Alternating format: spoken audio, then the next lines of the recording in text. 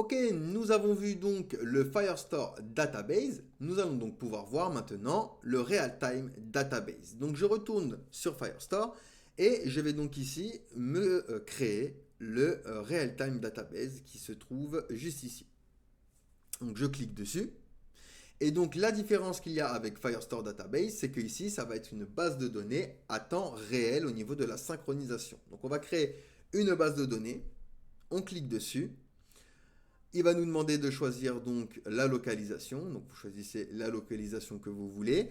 Ensuite, le mode de production. Donc comme tout à l'heure, on va choisir en mode test, mais bien sûr, ceci est modifiable après. Et on va donc l'activer pour activer notre real-time database. Et ici, donc, on rentre dans l'interface et vous voyez, on va pouvoir récupérer le petit URL ici.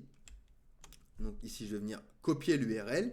Et cet URL, on va venir le coller dans notre fichier .env.local. Donc je vais faire une autre variable environnement que je vais appeler nextPublic Firebase database URL égale, et donc je vais coller tout simplement l'URL de mon application.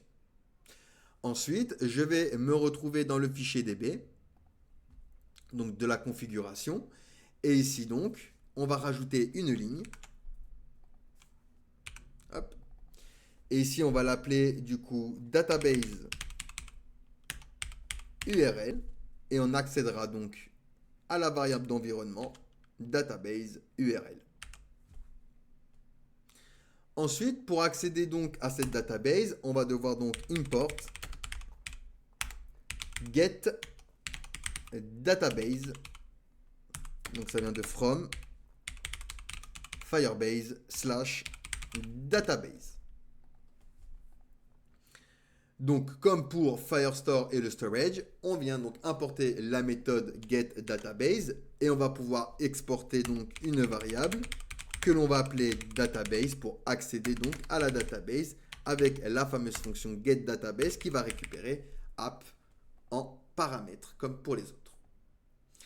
Nickel. Et du coup là, on a bien lié notre real-time database à notre application.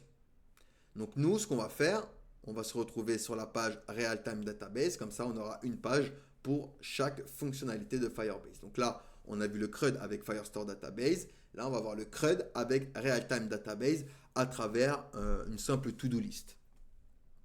Donc là, on a bien lié nos applications, on a bien lié notre database real-time. Alors la différence qu'il y a entre les deux, c'est que le real-time database va être en temps réel. Alors elle est plus pratique lorsque vous n'avez pas besoin de stocker énormément de données et que vous voulez donc que ce soit en temps réel au niveau de la synchronisation avec l'utilisateur.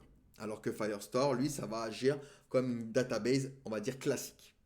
Allez, posez-moi des questions si vous en avez, sinon nous allons pouvoir passer à la suite.